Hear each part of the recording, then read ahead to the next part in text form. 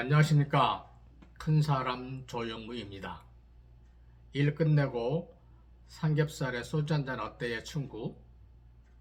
이러한 작은 즐거움은 우리가 살아갈 수 있는 이유 중 하나입니다. 그런데 우리는 소주 한 병 6,000원, 맥주 한 병 8,000원 시대를 살아가고 있습니다. 소맥 한 잔 말아먹으면 14,000원이 들어갑니다.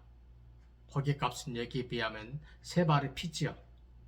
맥주 1리터당 세금이 885.7원으로 인상되었습니다.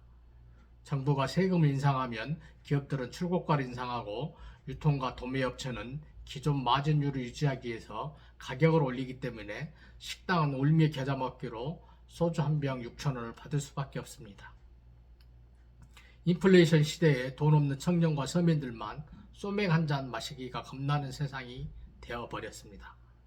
정부와 기업들은 이 소주 한 병 6,000원 시대에 아무런 피해가 없습니다. 올겨울 얼마나 추웠습니까? 폭등한 에너지 비용으로 자영업자들은 고사 직전입니다. 그런데 이러한 에너지 기업들의 형태가 공공기업들입니다. 공공기관이지만 기본적으로 상장된 주식회사입니다. 이들은 근본적으로 이윤을 추구합니다.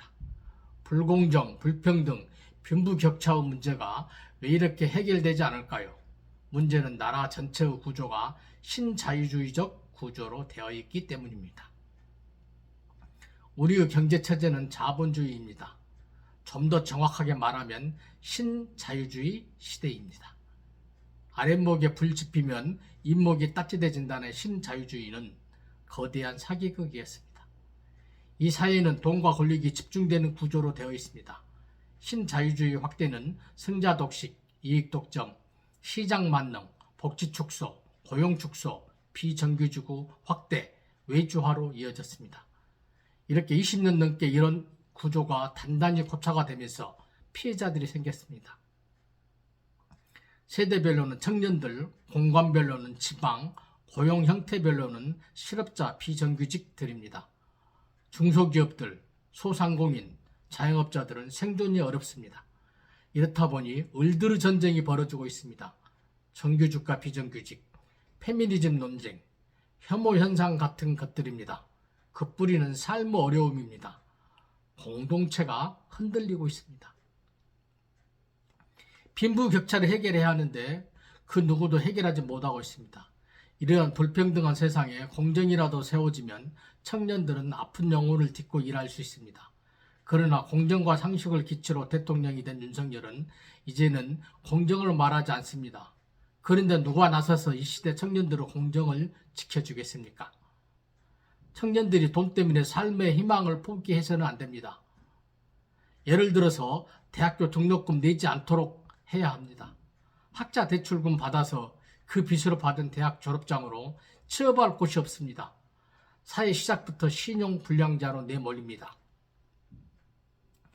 2020년을 기준으로 우리나라 사교육 시장 규모는 21조 원, 세계 1위입니다. 대학 진학률은 약 70%로 10년째 OECD 1위입니다. 그런데 이렇게 큰 돈 들여서 공부해서 대다수가 대학에 진학해도 고학력자의 취업률은 67%에 그치고 이들 중 44%가 200만 원 이하의 월급을 받고 있습니다. 한 번도 취업을 하지 않은 20, 30대 청년의 수는 무려 32만 명이나 됩니다. 이렇다 보니 연애, 결혼, 출산에 대한 진입 장벽은 더욱 높아졌습니다. 나 하나 챙기기도 벅찬데 연애는 너무 사치스러운 생각이지요.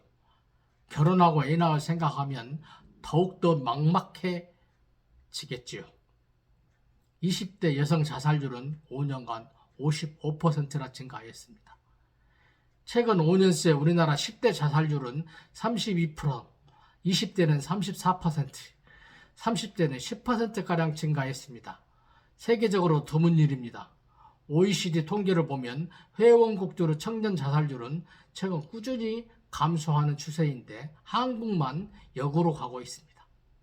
더 큰 문제는 현재 행복을 포기한다고 해도 미래에 내가 더 행복할 수 있다는 그러한 확신이 없다는 것입니다. 청년들에게 희망을 이야기한다는 그 자체가 민망합니다. 이 참혹한 현실에 대통령을 비롯한 고위공직자, 정장 지도자, 재벌 등 그 누구도 뚜렷한 대책을 내놓지 못하고 있습니다. 세금 정책 제대로 펼치면 해결됩니다. 재벌 집단과 거대 부자들에게 부자 증세하고 쓸데없는 세금 낭비 줄이면 대학교 무상교육 가능합니다. 오늘날 독일이 강대국이 된 이유 중에 국가가 나서서 대학교까지 무상으로 교육을 시켜주기 때문입니다. 우리나라 사학은 교육을 산업으로 보고 성장한 것입니다. 즉 교육이 자신들의 밥벌이 수단인 것입니다. 국가가 나서서 지역 간, 계층 간 교육 격차와 정보 불균형을 해소하지 않으면 대다수 청년들은 미래의 노예로 살아갈 것입니다. 이 시대 진정 필요한 것이 바로 교육혁명입니다. 주세, 가스비, 전기 사용료 올리는 정부와 공공기관들은 신자유주의 망령에서 벗어나서 국민들의 고달픈 삶을 되돌아보기 바랍니다. 우리 청년들이 대학 등록금 지옥에서 벗어날 수 있는 대학 무상교육 시대가 하루빨리 실현될 수 있도록 우리 모두 연대하여 앞장섭시다. 큰사람 조영무였습니다.